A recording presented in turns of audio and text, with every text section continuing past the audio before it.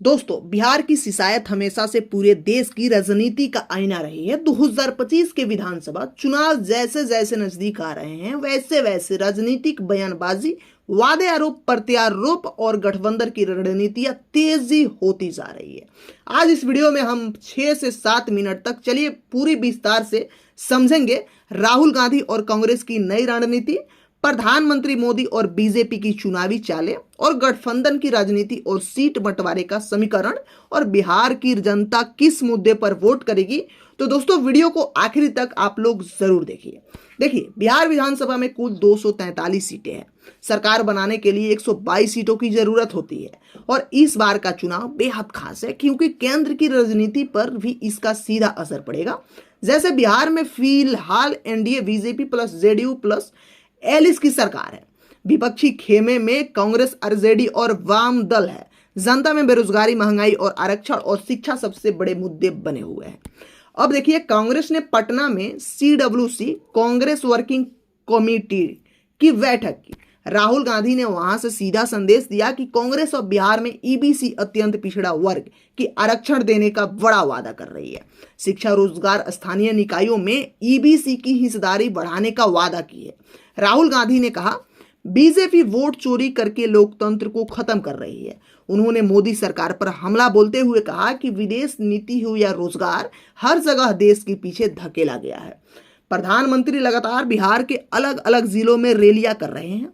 मोदी का मुख्य फोकस देखिए, इंफ्रास्ट्रक्चर प्रोजेक्ट्स, हाईवे, बिजली, रेल, गरीबों के लिए योजनाएं, PM Awas Yojana, ration card, किसान सम्मान निधि योजना और डबल इंजन सरकार का नारा। मोदी का कहना है कि कांग्रेस और गठबंधन सिर्फ परिवारवाद और आरक्षण की राजनीति कर रहे हैं। बीजेपी की कोशिश है कि जातीय समीकरण से ऊपर उठकर विकास का एजेंडा पेश किया जाए। अब यहीं पे देखिए, गठबंधन का गणित आपसे बता दें तो आरजेडी प्लस कांग्रेस प्लस वामपंथी दल मिलकर महागठबंधन बना रहे हैं। लेकिन सबसे बड़ी चुनौती ये है कि सीट बंटवारा का। देखिए, आरजेडी चाहती है कि वो ज्यादा सीटों पर लड़े क्योंकि बिहार में उसका वोट बैंक मजबूत है। कांग्रेस चाहती है कि 50 से 60 सीटें उसे मिले। वाम दल भी अपने क्षेत्रों में दावा ठोक रहे हैं कि अगर सीट बंटवारे में तालमेल नहीं हुआ तो बीजेपी को फायदा मिलेगा। अब देखिए, सुप्रीम कोर्ट से जुड़ी एक गुंज है यहाँ पे। वोट चोरी और एसआईआर मतलब स्पेशल इंटेंसिव रिवीजन का मुद्दा अब सुप्रीम कोर्ट तक पहुंच चुका है। कांग्रेस ने इसे लोकतंत्र के लिए सबसे बड़ा खतरा बताया है।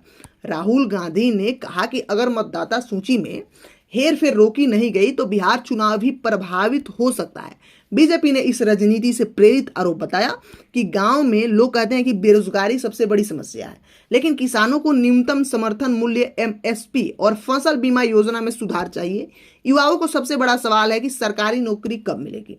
महिलाएं कह रही है कि शराबबंदी का बावजूद शराब बिक रही है, लेकिन शहरी इलाकों में लोग महंगाई और बिजली पानी के मुद्दे पर भी नाराज है। राहुल यहाँ पे देखिए, राहुल बना मोदी, सीधा टकराव यहाँ पे देख लीजिए। राहुल गांधी ने आज फिर आरोप लगाया कि मोदी सरकार दोस्ती दिखाने वाली विदेश नीति से देश की अंतर्राष्ट्रीय मंच पर कमजोर कर रही है। वहीं पे मोदी ने पलटवार करते हुए कहा कि कांग्रेस केवल आलोचना करती है लेकिन जनता को विकास नहीं देती। बिहार में ये चुनाव राहुल बनाम मोदी का रंग लेता जा रहा है।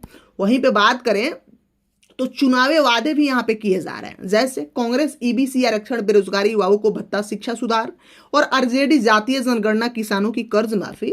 वहीं पे बीजेपी डबल इंजन विकास, गरीब कल्याण योजना, महिला सुरक्षा और जेडीयू कह रहा है कि सामाजिक न्याय और नीतीश कुमार के अनुभव का कार्ड। ठीक है, और यहाँ पे देखिए नतीजे किस ओर घूम रही है।